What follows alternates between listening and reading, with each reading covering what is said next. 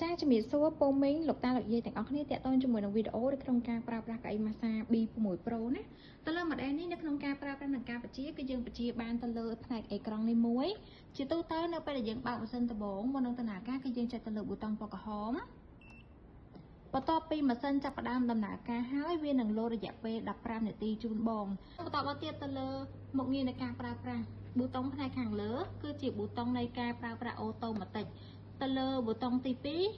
3ទី4ក៏ដូចជាការប្រើប្រាស់អូតូម៉ាទិកដូចគ្នាហើយទៅលើប៊ូតុង Cushion Massage គឺការម៉ាស្សាក្រកឃ្លីនៅកន្លែងផ្នែកតាគីគូតក៏ដូចជា Plantar Roller គឺជាក្រកឃ្លីម៉ាស្សានៅកន្លែងផ្នែកបាតជើង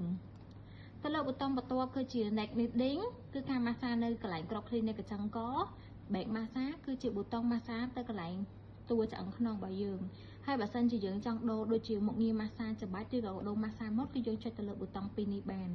ទៅលើប៊ូតុង Speed បើសិនជាក្នុងករណីថាបងចង់បានទៅលើ Speed បែបទី1ទី2ទី3ជាដំបូងបងត្រូវរើសជាមួយនឹងមុខងារម៉ាស្សាដូចជា Neck Kneading សិនទៅបងអាចធ្វើការបន្ធូរបន្ថយ Speed បានតែបើសិនជាបងប្រើអូតូ Speed នេះបងអាចបញ្ជាបានទេបងណាអូខេទៅលើប៊ូតុងបន្ទាប់គឺជា Heating គឺជាកម្ដៅអញ្ចឹងកម្ដៅបងចុចទៅលើប៊ូតុងនឹងមួយមកនឹងមានកម្ដៅជូនបងនៅកន្លែងម្ដុំបរិវេណតួចង្កេះឆ្អឹងខ្នងរបស់យើងហើយចំពោះ time បងអាចធ្វើការកំណត់ម៉ោងម៉ាស្សាបានចន្លោះពី15នាទីរហូតដល់30នាទី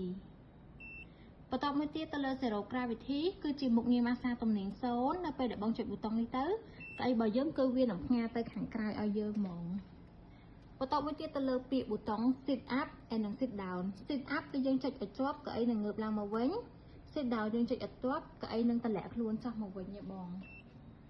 ហើយទៅលើប៊ូតុង Auto Air Pressure ប៊ូតុងទី1គឺជាប៊ូតុងអូតូពងខ្យល់ដើរពេញមកតួខ្លួនយើងទាំងអស់ចាតែបើសិនជាប៊ូតុង Arm ទៅលើប៊ូតុងស្រេពងខ្យល់ដៃប៊ូតុង Leg Air Pressure គឺជាប៊ូតុងម៉ាស្សាពងខ្យល់នៅជើង Shoulder Air Pressure គឺជាប៊ូតុងស្មា Air Pressure Plus គឺជាការដំឡើងពងខ្យល់ខ្លាំងខ្សោយហ្នឹងគឺយើងតម្លើងខ្យល់ឥឡូវបងតម្លើងនៅនេះស្មាមួយមកបន្ទាប់មកទៀតបងសលេចុចយកប៊ូតុង Plus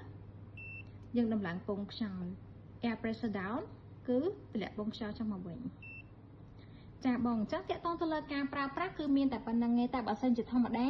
ក្នុងការប្រើបងចង់ប្រើមុខងារអូតូម៉ាទិកគឺបងគ្រាន់តែចុចទៅលើប៊ូតុងពណ៌ក្រហមមួយបន្ទាប់មកទៀតបងចុចយកតែពាក្យ Heating គឺម៉ាស៊ីនម៉ាស្សាដំណើរការអូតូឲ្យបងទាំងអស់ហើយបងណាកៅអីម៉ាស្សានេះក៏មានជាមួយនឹង speaker ដែលបងអាច connect Bluetooth ស្ដាប់ចម្រៀងបានដែរណាបងអរគុណច្រើន